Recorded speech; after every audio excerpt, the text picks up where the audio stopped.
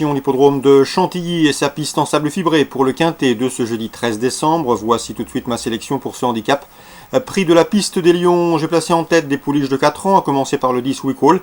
4 places pour elle en 7 quintets courus, pas de problème concernant la piste en sable fibré. Je la pense capable de mettre tout le monde d'accord. On lui posera le numéro 16, Cry Baby, elle est aussi confirmée à ce niveau, une victoire et 4 places en 18 quintets courus. Sachez également que sa dernière course sur la PSF de Chantilly s'est soldée par une victoire au mois d'avril. Le 17, Scala Regia, autre pouliche de 4 ans, mérite crédit, toujours à la recherche d'une première victoire dans un quintet, mais il y compte déjà 4 places en 8 prestations. Dauphine également de Cry Baby dans un événement disputé sur cette piste de PSF courant avril. À mon avis, dans ce lot, c'est une bonne chance. Attention également au top weight, le 1, le Crépuscule des Dieux. Le cheval est confirmé dans les quintets, il en a déjà participé à 19, il y a pris des places, 8.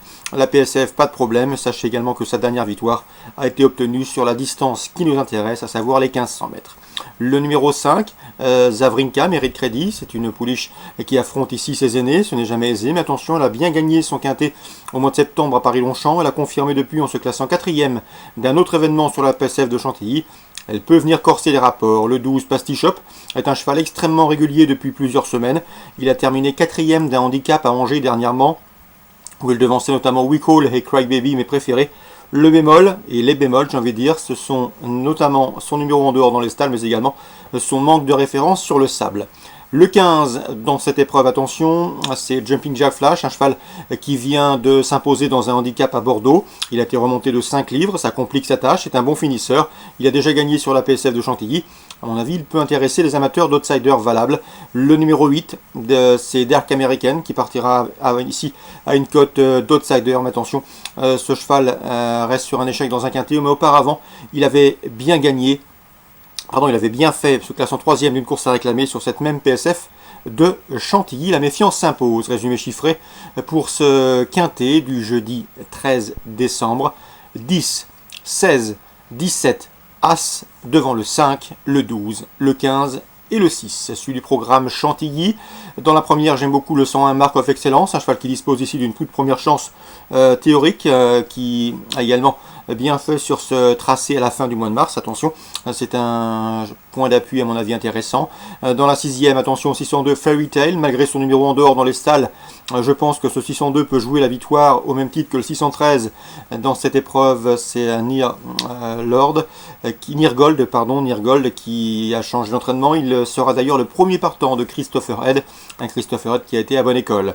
Donc 602, 613, dans la 8e encore du Head avec le 813 Zippor qui a gagné sur la PSF de Chantilly au mois de novembre et qui vient de se classer qui s'était auparavant classé 2e d'un quintet à Longchamp au mois de mai.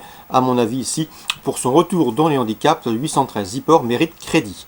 Dans cette épreuve, on lui associera le 808, c'est Kia Va Fucci qui vient de s'imposer à Saint-Cloud, qui débute dans les handicaps, qui semble correctement situé sur l'échelle des valeurs. Mieux vaut donc également s'en méfier. On résume tout ça rapidement pour Chantilly. La première, le 1, la deuxième, le 2, le 13, la 8e, le 13 et le 8.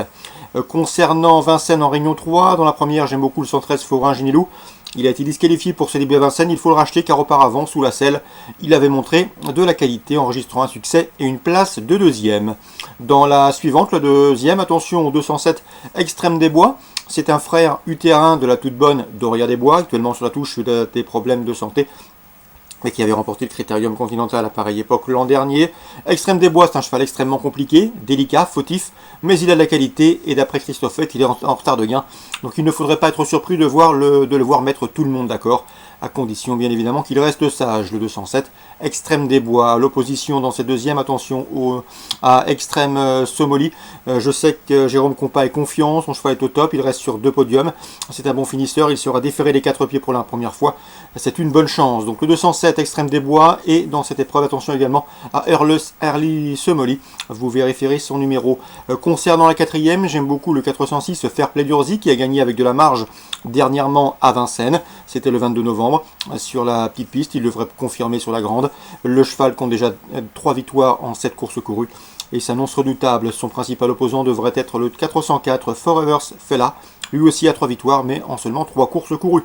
Le bémol le concernant, c'est qu'il n'a pas couru depuis le mois de juin, donc priorité à la forme avérée, et avec le 406, Fair Play d'Urzy devant le 404. Forever se fait là. Dans la 6e, j'aime beaucoup le 605 Elino Bellou, je vous l'avais indiqué lors de sa dernière victoire. Le cheval a fait trembler ses supporters, se montrant à plusieurs reprises fautif, mais il a gagné néanmoins avec beaucoup de marge. C'est un cheval qui est actuellement déclassé et à mon avis, dans ce lot, il doit pouvoir combler une nouvelle partie de son retard de gain, le 605 Elino Bellou. Concernant Vincent Rimbaud, il m'a dit que son protégé, le 609 El Diaboldo, avait eu quelques problèmes de santé dernièrement, ce qui explique sa contre-performance récente. Il a été soigné, il a bien travaillé, c'est un cheval de qualité qui a déjà affronté les meilleurs de sa promotion. Et dans ce lot, il ne faudrait pas être surpris de le voir prendre une place à belle cote. 605, 609 et enfin dans la 8e, préférence avec le 811 Exit Money qui a remporté ses 3 dernières sorties publiques, qui sera déféré les 4 pieds ici. L'engagement est très intéressant, plafond des gains, bref, tous les feux sont au vert. Le 811 Exit Money.